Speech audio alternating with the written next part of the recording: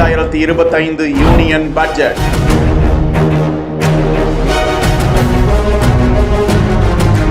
சிறப்பம்சங்கள் என்ன?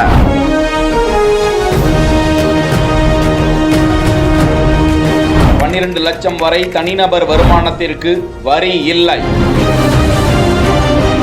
புதிய வரி அடுக்குகள் என்ன சொல்கின்றன? நடுத்தர மக்களின் வாழ்வாதாரத்தை மேம்படுத்த முக்கிய அம்சங்கள் என்ன? தரமான கல்வி, தொழிலாளர்களுக்கும் உதவக்கூடிய அடையாள அட்டைகள், மூத்த குடிமக்களுக்கான TDS வரம்பு 50,000 ரூபாயிலிருந்து இரட்டிப்பாகி 1 லட்சம் ரூபாயாக உயர்த்தப்பட்டுள்ளது. மத்திய பட்ஜெட் 2025 சிறப்பு அம்சங்கள். நிதியமைச்சர் நிர்மலா சீதாராமன் பிப்ரவரி 1 இன்று பாராளுமன்றத்தில் மத்திய பட்ஜெட்டை தாக்கல் செய்தார். இந்த பட்ஜெட் மிக முக்கியமாக வரி செலுத்துவோருக்கு நிவாரணத்தை வழங்குவதாக கருத்துக்கள் பகிரப்பட்டு வருகின்றன. முக்கிய அம்சங்களாக வருமான வரி கணக்கை தாக்கல் செய்ய கால அவகாசம் 4 ஆண்டுகளாக நீட்டிக்கப்படுவதாகவும், நடுத்தர வர்க்கத்தினருக்கு 12 லட்சம் வரை வரி சலுகை அறிவிக்கப்பட்டுள்ளது.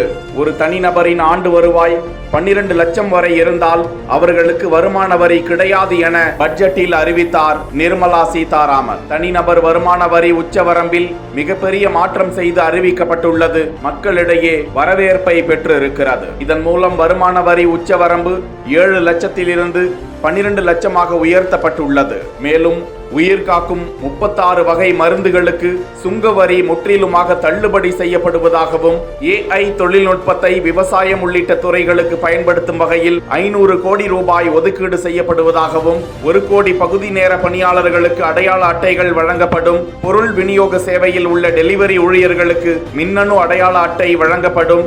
டெலிவரி ஊழியர்களுக்கு காப்பீடு திட்டம் அறிமுகம். சுற்றுலாத்துறையில் புதிய தொழில்நுட்பங்களை ஊக்குவிக்க 20,000 கோடி ஒதுக்கீடு. அனைத்து மாவட்டங்களிலும் புற்றுநோய் சிகிச்சை மையங்கள் அமைத்தல். வீடுகளுக்கு குடிநீர் வழங்கும் ஜல் ஜீவன் திட்டம் 2028 வரை நீட்டிக்கப்படுதல். நகர்ப்புறங்களில் கட்டமைப்பு வசதிகளை மேற்கொள்ள 1 லட்சம் கோடி நிதி ஒதுக்கீடு. அடுத்த 5 ஆண்டுகளில் மருத்துவ படிப்புக்கு 75,000 கூடுதல் இடங்கள் உருவாக்குதல். அடுத்த நிதியாண்டில் 10,000 இடங்கள் உருவாக்குதல். நாடு முழுவதும் மேல்நிலை பள்ளிகள், சுகாதார நிலையங்களுக்கு பாரத நெட் மூலம் பிராட்பேண்ட் வசதி. பருப்பு உற்பத்தியில் தன்னிறைவு அடைய இலக்கு நிர்ணயம். இந்த அம்சங்கள் இந்த பட்ஜெட்டில் அதிமுக்கியமாக பார்க்கப்படுகின்றன.